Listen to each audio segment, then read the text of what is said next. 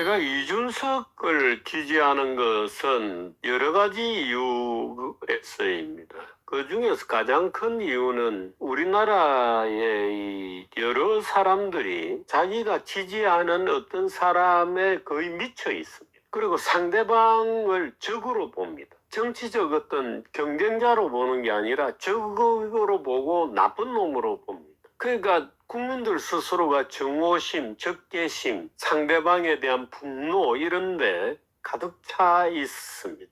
언제 건드려도 누군가가 건드리면 폭발할 수 있는 준내전적 상황에 있는 거죠. 국민들이 내전적 상황을 너무 재미있어 하고 있어요. 분노하고 증오하는 그 재미죠. 그 아주 사악한 재미가 있거든. 근데 이런 정치 구도를 가지고는 도저히 이 나라가 앞으로 갈 수 없어요. 근데 이런 정치 구조를 깰 수가 없습니다. 누구도. 이재명 씨가 지금 나름대로 노력을 하고 있거든요. 이재명 후보가 나름대로 노력을 하고 있는데 이런 정치 구도를 좀 깨보자. 물론 간단히는 중도표를 자기가 좀 끌고 가자는 이제 표 계산도 있습니다만은 제가 볼 때는 이재명 대표는 그래도 표 계산일 망정 그래도 열심히 이런 구도를 깨보려고 노력은 하고 있는데 이 국힘당의 후보들은 오히려 내부에 더 몰입하고 있습니다. 더 윤석열에 충성하고 내가 윤석열이를 만나고 왔다고 더 내부에 몰입하는 그 정오와 분노, 적개심을 충성하는 사람을 뽑아라. 제정신입니까 저 인간이?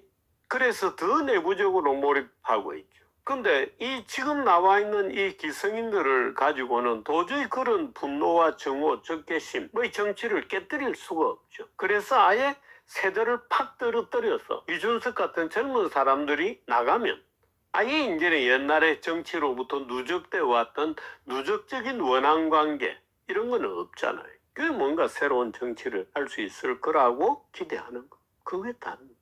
저는 그게 가능할 거라고 봅니다. 그럼 여러분들이 스스로 그런 정오심, 적개심, 분노를 다 버리면 이준석은 갈라치기 대표예요. 그런 발언이 잘못된 겁니다. 우리 편이 단결해야 되고 우리 편이 표가 하나가 돼야 되는데 이준석이가 들어가지고 왜 찢어놓냐 이거잖아요. 왜 단결돼야 됩니까 우리 편이? 어디 패싸움 합니까 지금? 패싸움 하는 거 아니잖아요. 윤석열이 그런 걸 이용하죠. 그래서 젊은 세대가 새로운 상대방에 대한 누적된 원한 이런 게 좀 없는 세대가 좀 해달라는 정말 간절한 호소입니다. 또 그러기를 기성정치인들에게도 정말 바라죠. 제가 쭉 보면 그래도 지금 이준석이 되면 아마 자연스럽게 될 거고 그렇습니다. 지금 여러 가지 또 지지율에 대해서 여러 가지 얘기들이 나옵니다만은 갤럽이 이제 지지율 결과를 발표했는데 저는 갤럽이 비교적 정당하게 조사하고 있다고 저는 봅니다. 늘. 이재명 37, 김문수 9, 김문수가 많이 떨어졌죠. 9, 한덕수 2%, 대권 여론조사 한덕수를 넣어서 이제 해보는 거죠. 한덕수를 넣어서 해보고 이 돈을 누군가 댔을 겁니다. 이재명 대표 37%, 김문수 9%, 홍준표 대구시장 5%, 한동훈 4%, 이준석, 안철수, 오세훈 등등 2%. 국가 번영과 약자와의 동행이라는 보수의 소명을 품고 대선에 나가기로 결심하기에 이르렀습니다. 책임 있는 사람의 결단이 절실한 때라고 판단했습니다.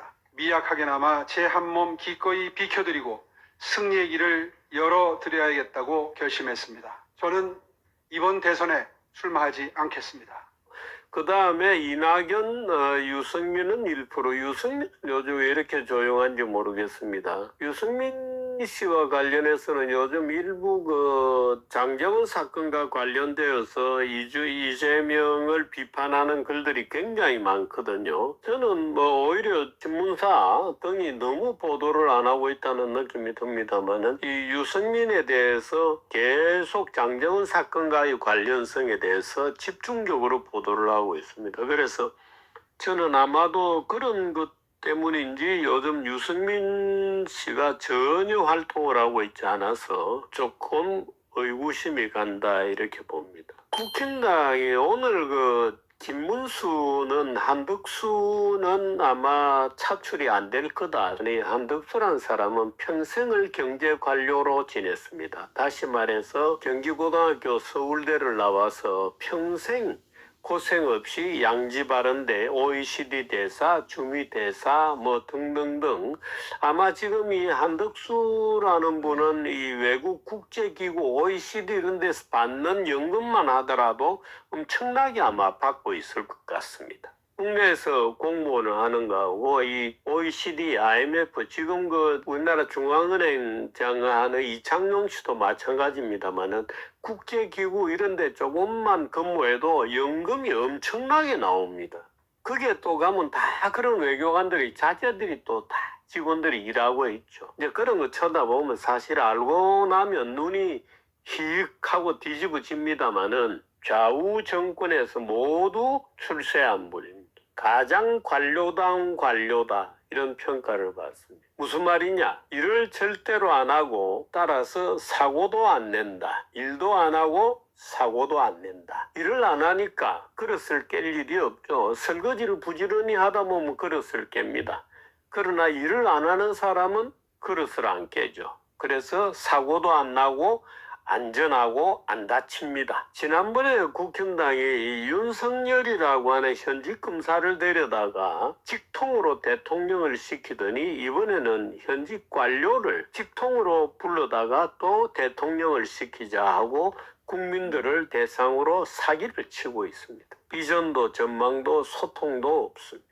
트럼프하고 통화를 하면서 트럼프가 야, 저 한덕수 당신 대선에 출마한다면서 할 거야 이렇게 물었다는 얘기를 한덕수 측에서 언론에 흘려가지고 언론들이 또 크게 보도하고 하면서 마치 한덕수가 트럼프의 무슨 총애를 받는 것인 것처럼 그래서 뭔가 한국에 뭔가를 갖다 줄 수도 있는 것인 것처럼 떠드는데 그 사기극입니다. 절대로 속으면 안 됩니다. 사기극입니다. 한덕수 차출론이라는 것 자체가 보수는 대안이 없다 이런 뜻입니다.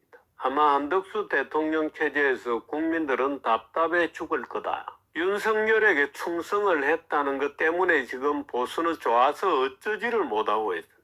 한덕수가 이완규라고 하는 윤석열 친구를 헌법재판관으로 임명한 것에 대해서 보수가 지금 감동해서 어쩔 줄을 모르고 헌법재판소를 이제는 보수판으로 바꾸었거든. 문영배, 이미선 이 좌익 판사들이 나가고 이제는 보수 대통령이 지명한 두 사람을 마은혁이 한 명 이지만 보수가 두 명이 들어가서 헌법재판소의 구조를 보수판으로 바꾸었다. 그러므로 국힘당이 설사 위헌정당으로 개소되더라도 위헌정당 판결받을 일은 없다. 뭐 이제 이런 주장을 지금 펴는